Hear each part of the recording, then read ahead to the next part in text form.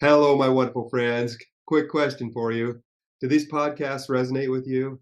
If so, please remember to like, subscribe, and share. Share them with your family, friends, and all your social media outlets. Why? Because you can be part of the vision of taking kindness throughout the world. You can help us in our efforts to share transformative stories throughout the globe to make this world a brighter, happier place. Thank you for joining us on the journey. Take care. The great thing about this community engagement project wasn't that I walked across Canada. It was the 100,000 kids that then, showed up and did bake sales and slept out in library rooms and, did car washes and sold muffins. And importantly, they learned about some really important social issues that are all around them, about poverty, about mental health, about family conflicts, family violence, these things that are everywhere. And that's what kept me going, was how the kids in the community responded. Welcome to the Kindness Factor podcast, sharing life-changing personal stories of the transformational impact of deep kindness. Hosted by Dr. Elia, the happiness doctor, and Randy McNeely, the kindness giver. Thank you for joining us. Good morning, good afternoon, or good evening, wherever you may be. Welcome to another episode of the Kindness Factor podcast. I'm Randy McNeely, known as the kindness giver, and also AKA Captain Kindman.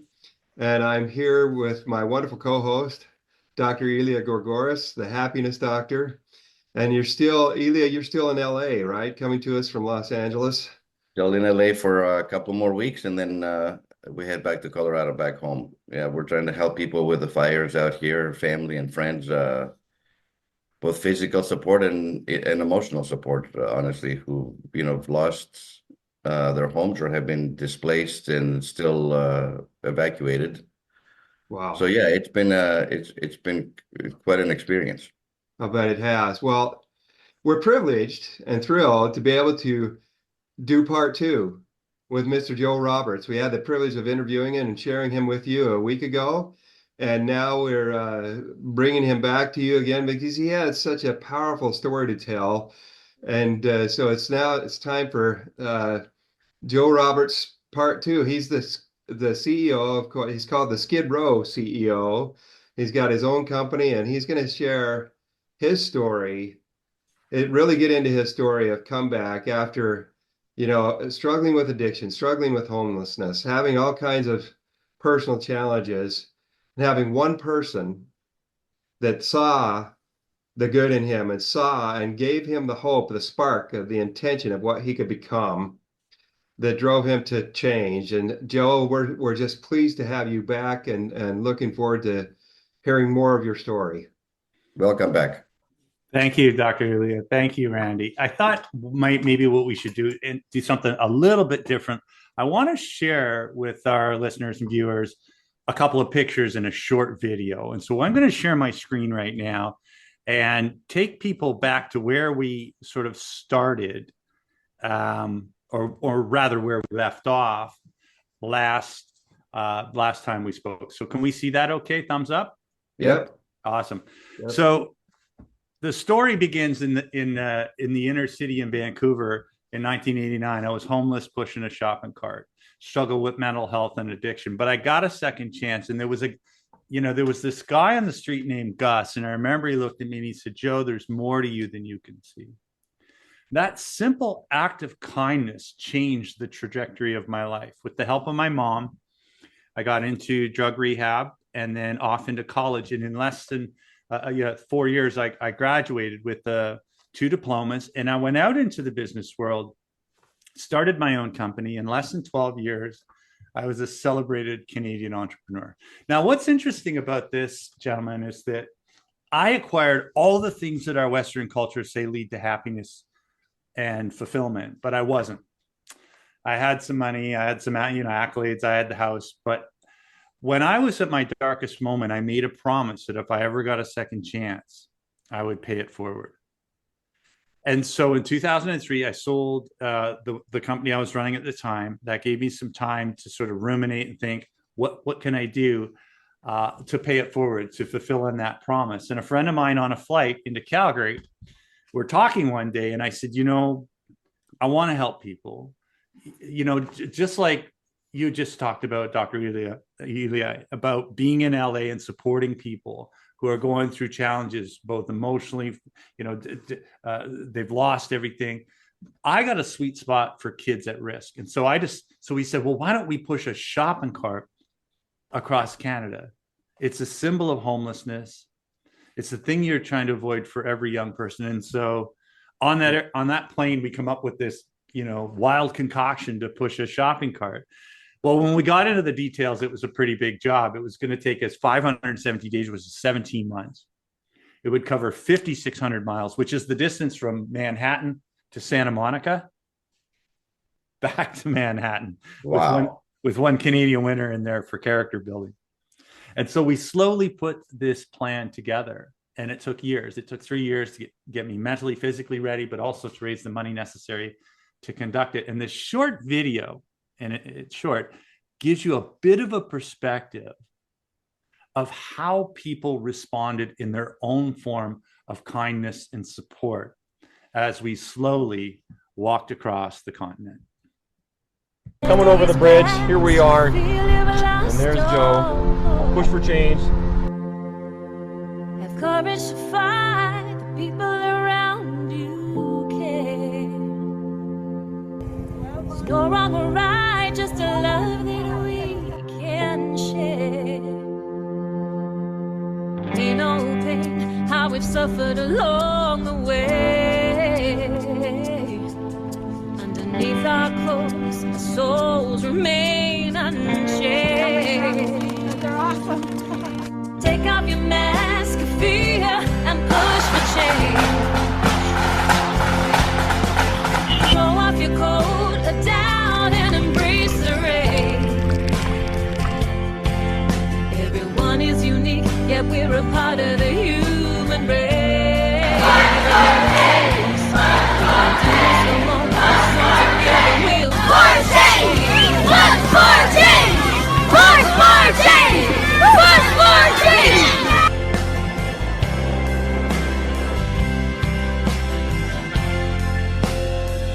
So together we'll push for change. So let's push for change. Push for change. Oh, push for change. Let's push for change.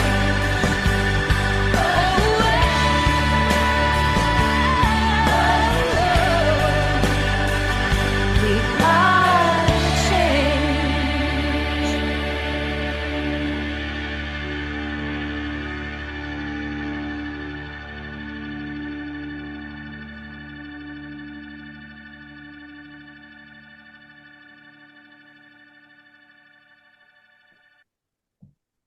Wow.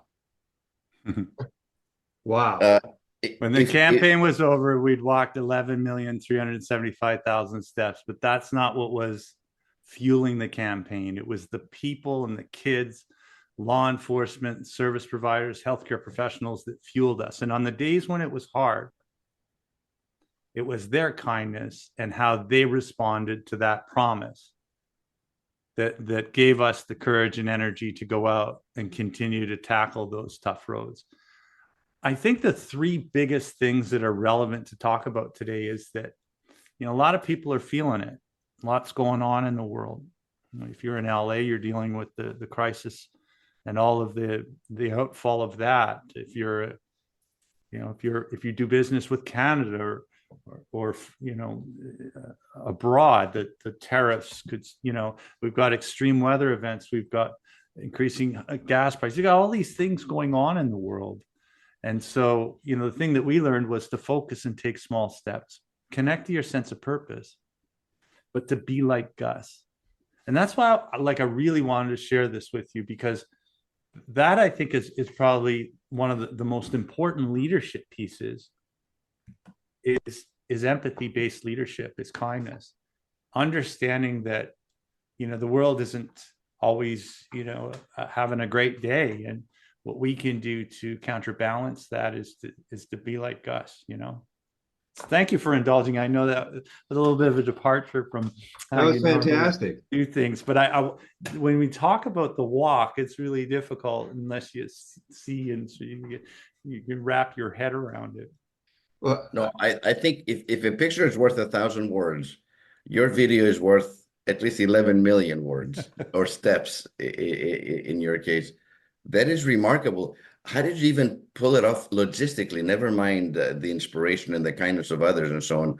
I'm amazed how you got so much support along the way, from being escorted through blizzards and the heat and all the different municipalities and cities and open space. It's remarkable the level of support you received. Yeah, it was a monster. And one of the things that we did to prepare for this is we did a small walk, small in that it was 700 miles from Calgary to Vancouver. And we learned what we needed to do in order to do the big campaign. But it took 3.5 years of logistics. We had to raise $1 million because we didn't want donations paying for our hard costs. We had to build relationships with law enforcement, with schools. We knew that engagement was key. If you're going to create sort of a grassroots campaign, you really need to use community champions. But once we got rolling, this sort of wonderful, beautiful, organic thing happened. When you take on a social justice cause or when there's a crisis, one of the wonderful things that happens is the human response. You don't have to convince people to be kind. You just have to give them an opportunity to do so, and they'll always show up. That's golden. That's a nugget right there. That's a nugget right there. You don't have to convince people to be kind. Just give them the opportunity to do so, and they will always show up. I love that. You know, it's totally unrelated, but a few weeks ago, I found a passport. Somebody, and then we later found out that somebody's car got broken into. But in Canada, they'll destroy that. If I submitted it to the law enforcement, they'll destroy it. They won't look to try and get it back to the person because they don't have the resources to do that. So I looked them up on Facebook and I got it back to them. And then it occurred to me, it's like, if it's easy, people will support it. The thing we learned in the push was make it easy and give people an opportunity to show up. And it's just amazing. And the great thing about this community engagement project wasn't that I walked across Canada. It was the 100,000 kids that then, showed up and did bake sales and slept out in library rooms and, did car washes and sold muffins. And importantly, they learned about some really important social issues that are all around them, about poverty, about mental health, about family conflicts, family violence, these things that are everywhere. And that's what kept me going, was how the kids in the community responded. You think about that experience for those kids. They're getting the opportunity to interact with a cause, with what you were doing, interact with a cause that helped them to get outside themselves, help them to think outside their, to get outside their own minds and think of how they could help and lift and build and strengthen other people. What a magnificent thing. I mean, that's how we grow and for lack of a better word, perfect our ability to give kindness is practice. And you gave them lots of opportunities to practice. Now I have to say one thing. At one point in that video, it almost looked like there was a bear there chasing you. Is that true? No, but we were bored. We were in Northern Ontario and it was kind of a quiet week. So one of our social people took a bear chaser behind me and we posted it. But here's the funny thing, Randy. My mom phones me and she says, "You kids and your dangerous selfies, if you see a bear," because there are lots and lots of bears in Northern Ontario, and they'll walk along the side of the road. She said, "When you see a bear, you run away." I said, "Mom, it's Photoshop." She says, "I don't care what kind of bear it is." And so you did see the bear. It kind of happens quick. When I do this as a keynote, I show that up there and I always get a laugh. Yeah, going back to the comment you made earlier, Randy, the greatest asset of the campaign, which is now the heart blood of our foundation, is youth empowerment. So I made a promise, and the kids sort of came and they supported that, and that allowed us to have the impact. Today, we fund youth empowerment projects. With when we got to Vancouver, we were gifted $1 million check from the United Association of Canada, and so we use that today to go into schools and get kids to wrap around an issue, do a project, and if we like it, we'll actually fund it. So it helps the local organization. The kids get to learn something. They get to roll their sleeves up and do something. And it carries on this legacy of the Promise Project, which we think is grand. Yeah. Hello, my wonderful friends. I want to give you a fantastic opportunity today to step into the shoes of a kindness hero. How? Just watch this little video clip. And if it resonates, stop by www.kindnessworldwide.org today and make a donation to help them carry out their wonderful vision of creating cultures of kindness throughout the world. Thank you for your support. When a wallet was returned just moments after it was lost, a purpose was found. This one act of kindness inspired the formation of the nonprofit Kindness Worldwide to create a culture of kindness in communities throughout the world. Kindness Week Worldwide mobilized the entire community in York, Pennsylvania, featuring initiatives and playbook programs including blood drives, kindness cards, K-12 and college students embracing kindness, and an innovative means of community policing, kindness citations. If something so magical can happen in York, Pennsylvania, the same and other inspirations can happen anywhere and everywhere. Our Screen Scenes initiative featuring the Kindness Factor will showcase these many stories of kindness. Let's include your community among them. Kindness is the heartbeat of the world. Together, with your support, we can make all its hearts beat as one. I love there's also the collective notion of kids working together with other kids for something greater than themselves, and which is beautiful too. They're having fun, they're raising money, they're part of a bigger movement than themselves. And that's something that they will never forget. When they're adults, when they're our age, they will look back and say, I remember when I was in middle school and we did this for this crazy guy that pushed a cart across Canada. And, they were a small part of that. They're part of history in a lot of ways.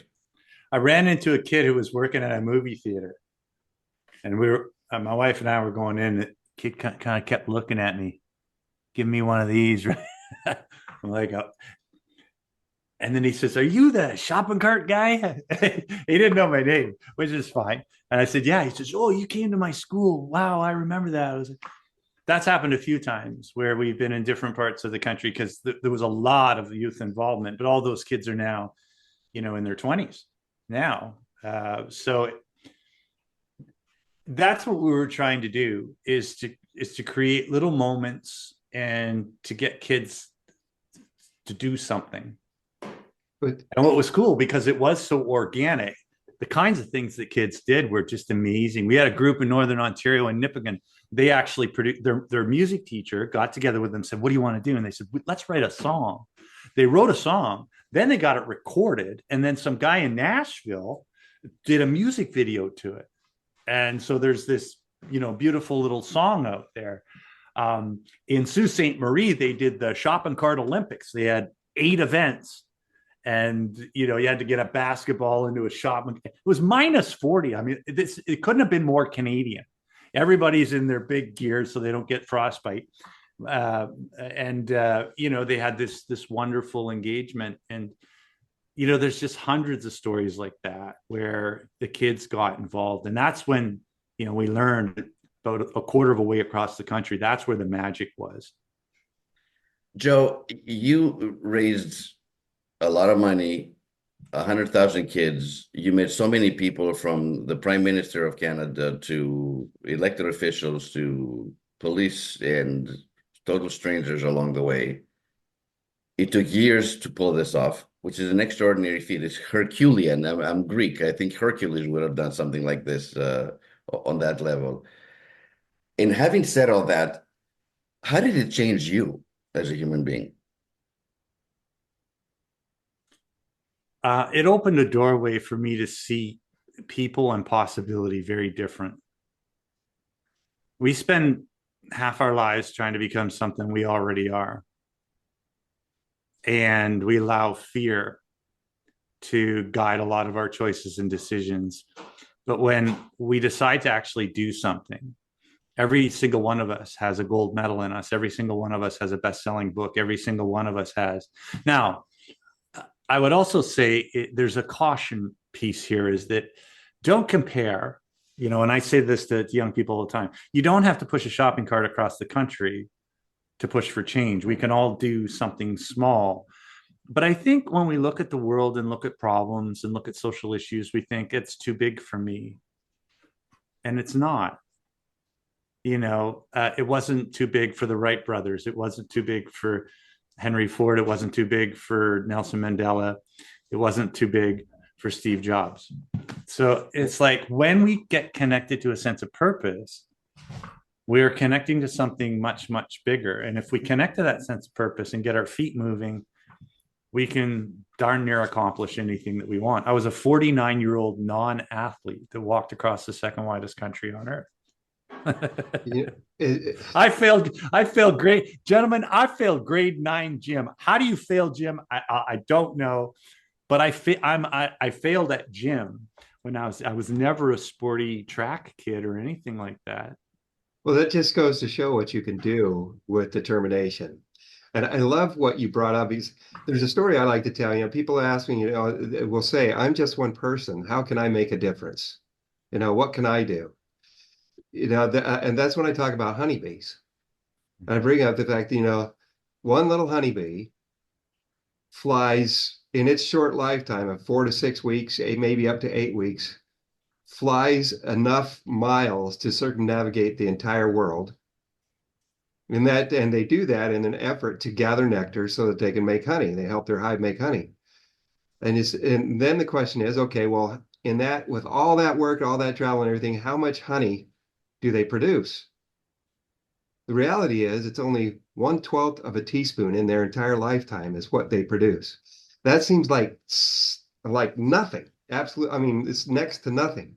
But you get a bunch of honeybees working together, 20 to 60,000 of them in a hive, and they can produce anywhere from 80 to 100 pounds of honey in a year. That's a lot of honey. And all the sweetness that comes from that, it not only provides them for the hive, but that's how we are able to enjoy our honey. You think about, okay, I might only be that one honeybee. I might only be able to give my 1/12, to the cause for the world. But think of the change that can happen if a whole bunch of people are out there giving that little bit, just like you're talking about, doing small things. Think of what would happen in the world if we all got up thinking, I'm going to do my little bit today to try to brighten the world, to try to make somebody else's life better, to try to lift somebody around me and make a difference for good. I think, sorry, go ahead, Doctor. I was going to say, you've done this extraordinary, truly extraordinary. I mean, in superlatives, a lot of times we speak in superlatives and exaggerated terms about somebody's accomplishment, but really yours is like on a scale of 1 through 10, it's 100. And this is that's not even a compliment. It's just a factual. When one step at a time led to over 11 million steps, that's pretty remarkable. So what's next for you? What do you do after that? Like, how are you living your life? What are you doing with your life? How are you contributing it after this amazing feat? Well, there's two things. I split my time between the foundations, which continue to work with kids, youth empowerment. I do a lot of youth speaking. On the corporate side, there's a lot of spillover to help companies, help them connect their people to purpose and passion, help them navigate change. There's lots of change going on in the world. And sort of like, yeah, how do you tap into some of these pieces so that individuals and organizations can go farther and do good work and be like us? So I do a lot of inspirational speaking. I wrote the book, and the book was incredibly difficult because I'm dyslexic. So the book took longer to write than the actual walk across Canada, which is kind of a fun thing. But for me, with the runway that I have left, all I want to do is spread an epidemic of self-worth. To Mm. share that message, I never got to thank Gus. He spent 8 to 10 minutes with me on a park bench. He changed the trajectory of my life. And so in his honor, I want to share that with as many people as possible. So far, about 2 million people I've shared that, and here's the kicker. I do a workshop where I do this purpose and passion thing, and I get people to think about who impacted you, who was your muse, who was your inspiration. Sometimes it's a teacher, sometimes it's a coach, could be a pastor, could be a lot of times mom, dad, grandpa, grandma, uncle. And so we get you to think about who are the 5 people in your life that shaped who you are and where you are. Now, here's another interesting question. How many people's list do you think you're on? We spend our lives living these values of kindness and goodness and empathy, and we don't stop to think how many people's lives have our fingerprints on them until somebody comes up and taps you on the shoulder and says, hey, you don't remember me, but, and then they tell you a story of impact. Yes. And so, as we go about like the honeybee, Randy, we're doing these things, but what we don't realize is that 1 or 2 of those may have an enormous impact. If Gus only knew that the thing that he probably practiced and did every day of his life, that was a deep core value of his, had that impact, I think it would cause the man to have wept.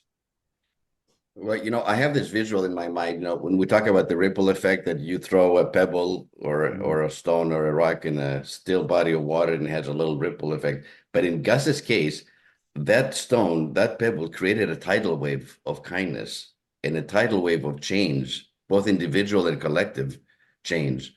So Gus, wherever you may be, you might be on the other side now. God bless you, and thank you for taking those 8 to 10 minutes to talk to a young man by the name of Joe Roberts and change his life. And it's changed ours, just having the chance to ours and millions of people, not just ours. I mean, this is and Joe, thanks for sharing your story. Is there a way for our audience to get a hold of your video, what you just shared with us? Like, I want to watch it again and slow it down a little bit so I can, capture a little bit more. What's the best way for people to connect with you? It's unfortunately we have, and the video. I want to see that video again. We have ripped through this, and it's already time to start wrapping up. So what's the best way for people to connect with you and be able to find that information and support your causes too? Yeah. Sure. So if you want to connect with me, I have 2 sites. I have the Push for Change is the foundation, and it's got a lot of videos and stuff. Okay. So thepushforchange.com. And then my speaker's site for the speaking business is Skid Row CEO. I'm also on LinkedIn at Joe Roberts, Skid Row CEO. I'm pretty easy to find. But if you go to either of those websites and go to resource section of videos, you can find some of those videos. Or if you go to LinkedIn and DM me, I'd be more than happy. And I'll share that with you.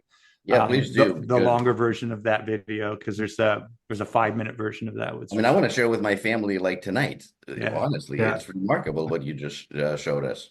So thank you for your big heart. Your heart is so big in your dedication. You're right. When you do something with purpose and you've aligned yourself with purpose, it's not that hard. No. I mean, walking across Canada is hard, but what I'm saying is whatever we seek out to accomplish, it's not that hard because that motivation is from the inside, and it makes such a huge difference. I feel so blessed that I get to wake up every day and do work that has such deep, deep meaning. And the company stuff was kind of soulless, but the work I get to do now, I almost invariably, somebody comes up to me after I deliver my message at a conference and says something like, gosh, you just don't know how bad I needed to hear that today. That's what it's all about. That's what it's all about. That's all I want to do. It's all about when you can have that impact and have someone say that to you, then okay, I'm making a difference. I'm grateful that I'm doing what I'm doing, and it's worth it. It's worth it. With that, we've got to wrap up. We want to thank our audience for taking the time to be with us today. And, it's been a real privilege to have the opportunity to share Joe's story with you. And if this resonates with you, please share it with as many people as you can. Our purpose for doing this podcast is to do exactly what Joe talked about, is to inspire kindness, to share amazing stories like Joe's with you, to inspire you to think about how can I go out and make a difference today? How can I go out and do something to lift or build or strengthen each other or other people? You never know when some simple act of kindness with some simple thing that you do, you're going to be a Gus in somebody's life. You're going to step into the role of a kindness hero and be able to be somebody's miracle. Gus was Joe's miracle that day, and you can do the same thing. We all can. And remember, with kindness, everybody wins. And like Joe said, no comparisons. You don't have to take 11 million steps to make a difference. Just take one step and you watch what happens. Thank you, Joe, from the bottom of our hearts. This was amazing. Thank you so much.